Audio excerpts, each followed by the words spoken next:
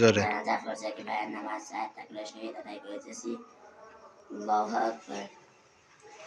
سبحانك اللهم وبحمدك تبارك اسمك وتعالى جدك ولا ثناؤك ولا إله غيرك. এটা জোরে কও। الله أكبر.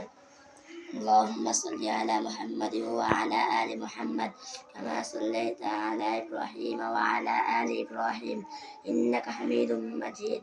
اللهم بارك على محمد وعلى آل محمد كما باركت على إبراهيم وعلى آل إبراهيم إنك حميد مجيد.